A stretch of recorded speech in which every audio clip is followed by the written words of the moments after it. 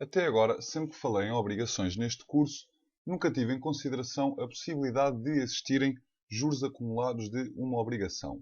E o que é isto dos juros acumulados? Imaginem que eu estou interessado em comprar uma obrigação no ano de 2014 e vamos assumir que essa obrigação paga juros, ou seja, paga os cupons uma vez por ano e paga-os dia 31 de dezembro. Portanto, temos aqui o nosso cupom anual. E a pergunta que eu vos faço é: acham que se eu quiser comprar a obrigação em janeiro ou se eu quiser comprar a obrigação em setembro, vou estar disposto a dar o mesmo dinheiro para obter?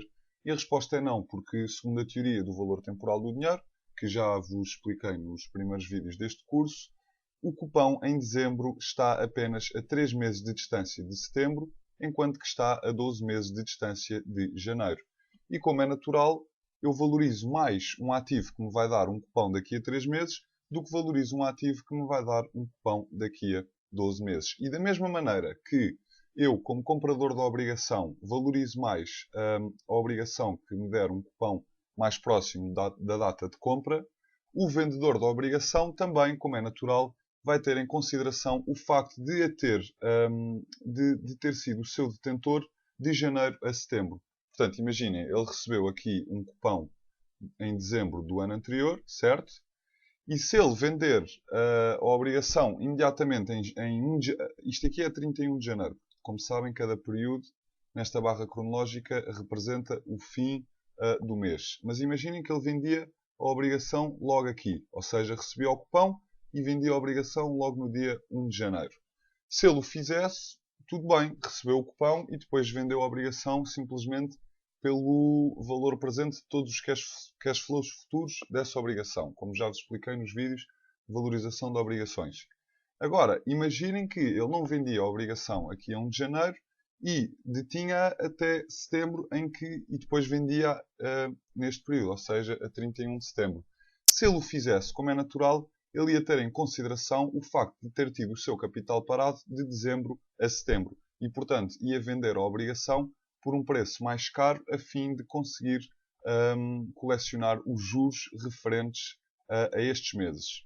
E embora não tenha sido pago nenhum cupão entre janeiro e setembro, a verdade é que o investidor que deteve a obrigação durante este período vai exigir o pagamento de parte destes juros que vão ser pagos em dezembro.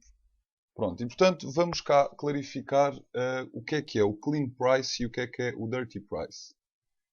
O clean price é o preço que está cotado no mercado e que não tem em conta os juros acumulados. E o dirty price é o preço que efetivamente a pessoa vai pagar caso compre a obrigação aqui em setembro e que tem em consideração os juros acumulados. E, portanto, a relação que nós podemos estabelecer entre o clean price e o dirty price é que o dirty price é igual ao clean price mais os juros acumulados.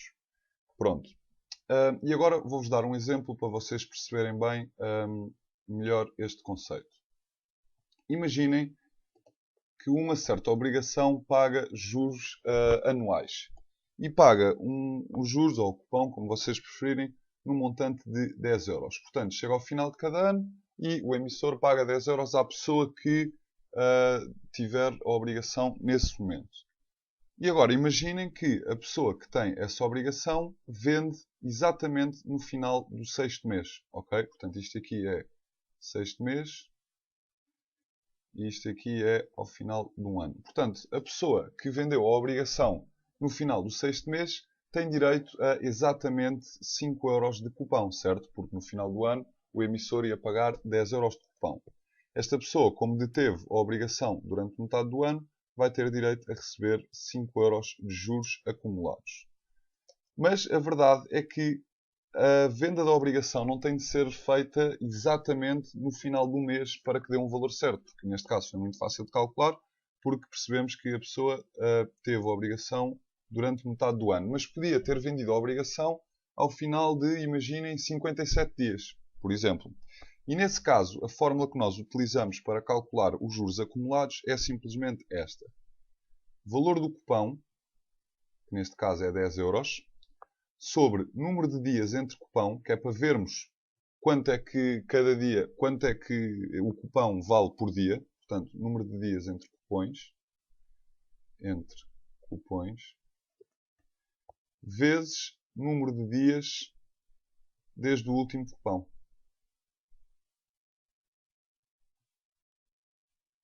E, portanto, aplicando esta fórmula ao nosso exemplo, vão ver que dá os tais 5 euros de juros acumulados. E nós vamos assumir que passaram exatamente 365 a dividir por 2 dias, ou seja, 365 a dividir por 2 dias, e sabemos que isto não é verdade, porque no final do 6º mês apanhou aqui o mês de fevereiro, que estraga-nos um bocado as contas, mas vamos assumir que é exatamente ao fim de metade de um ano que o investidor vai vender a obrigação. E se assumirmos isto, temos que o valor do cupão é 10 euros, o número de dias entre o cupão é 365, porque assumimos que o cupão era anual, e passaram exatamente 365 a dividir por 2 dias. E, portanto, estes 365 cortam e ficamos com os tais 5 euros que tínhamos determinado. E esta fórmula é válida para se os cupons forem semestrais, e nesse caso o número de dias entre cupons era um semestre, e para o número de dias que vocês quiserem desde o último cupão. Pode ser, neste caso, era um número mais ou menos redondo, consideramos que era metade do ano, mas podem ser 54, 73, o número de dias que vocês quiserem.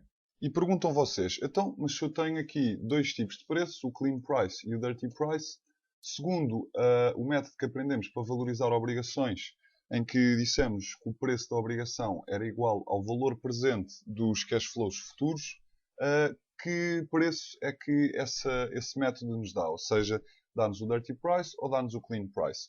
E a verdade é que esse método que aprendemos dá-nos o Dirty Price porque tem em consideração o valor temporal do dinheiro. E o valor temporal do dinheiro não deixa escapar o facto de uma pessoa comprar uma obrigação com juros acumulados ou uma obrigação sem juros acumulados. E nada melhor do que um exemplo para perceberem como é que isto funciona. Vamos construir aqui dois cenários. Temos a mesma obrigação, mas vamos valorizá-la no caso em que ela tem 2 anos para a maturidade e, portanto, não vai ter juros acumulados porque os juros são anuais, ou o cupão é anual, se preferirem, e o último cupão acabou de ser pago. Portanto, 2 anos para a maturidade. E vamos ter outro exemplo em que é a mesma obrigação, mas tem 1 ano e meio para a maturidade. E por isso vai ter juros acumulados de meio ano. Portanto, 1 ano e meio para a maturidade.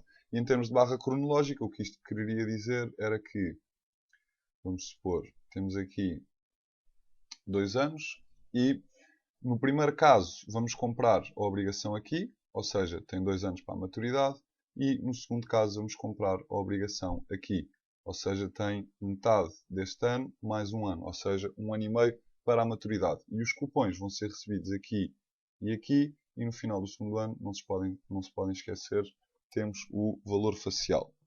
Pronto, então, considerando uma taxa de cupão anual de 20%, taxa de cupão anual de 20%, uma yield to maturity de 10% e um valor facial de 100 euros, e a frequência dos cupons é anual, como já disse, vamos valorizar cada uma destas obrigações. E, como já devem estar a imaginar, vamos estar dispostos a pagar mais pela segunda obrigação, ou seja, pela que já só tem 1 ano e meio para a maturidade. Porquê? Porque os cash flows em relação à primeira são exatamente os mesmos, mas o tempo de espera é inferior, ou seja, eu se comprar a obrigação a meio do primeiro ano, já só vou esperar meio ano para ter o primeiro cupão e 1 ano e meio para ter o segundo cupão e o valor facial. Enquanto que se comprar a obrigação no início do primeiro ano, vou ter de esperar 1 ano para ter o primeiro cupão e 2 anos para ter o cupão e o valor facial. E, portanto, calculando o preço de cada obrigação, temos que, para a primeira, vou chamar esta obrigação A e esta obrigação B, para distinguirmos. Portanto, o preço da obrigação A é, e não vou utilizar a fórmula da anuidade para variarmos um pouco o método de calcular valores presentes e para vocês ganharem mais à vontade com estas fórmulas. E o preço da obrigação A vai ser 20, que é 20% dos 100 euros, a dividir por 1 mais 0,1, que é este cupom aqui, mais 120, que é o valor facial mais o cupão, a dividir por 1 mais 0,1 ao quadrado. Portanto, simplesmente descontei os dois cash flows isoladamente, em vez de estar a fazer uma anuidade para os cupons e depois calcular o valor presente do valor facial, fiz logo tudo ao mesmo tempo. E esta conta vai nos dar 117,36 euros. Pronto. E agora, calculando o preço da segunda obrigação, tenho que recebo um cupão daqui a meio ano. E, portanto, se nós aqui esperávamos um ano pelo cupão e descontávamos este cash flow com um expoente de 1, aqui vamos esperar meio ano, portanto, vamos descontar com um expoente de 0,5, ou seja, metade do ano. Porque esta taxa, que é a Yield to Maturity, está expressa em termos anuais. Pronto, e depois vamos receber o valor facial e o cupão daqui a um ano e meio. E, portanto, o nosso expoente aqui é 1,5, um ano e meio. E esta conta vai nos dar 123,08, que, como veem, é superior ao preço da obrigação A pela razão que eu já vos expliquei. E estas contas vão nos dar o dirty price das duas obrigações, mas na primeira obrigação não há juros acumulados. Portanto, neste caso, o dirty price é igual ao clean price, porque os juros acumulados são iguais a zero. Já no segundo caso, que também nos dá o dirty price, temos juros acumulados de meio ano. Porque não se esqueçam, a pessoa que vendeu a obrigação, a pessoa que vendeu a obrigação a meio do ano, deteve-a durante 6 meses e, portanto, tem direito a metade deste cupão que aqui vem. E por isso, como calculamos o dirty price e sabemos que o dirty price é igual ao clean price mais os juros acumulados, podemos calcular o clean price como sendo o dirty price menos os juros acumulados. E os juros acumulados é metade do cupão, ou seja, é metade de 20, que é 10. Portanto, o nosso clean price seria igual a 117. Desculpem, isto aqui é o da obrigação A. Portanto, 123,08 menos 10, pelo que o clean price era igual a 113,08. E já me estou a alongar muito no tempo, por isso vou deixar para o próximo vídeo um exercício para vocês perceberem definitivamente esta matéria.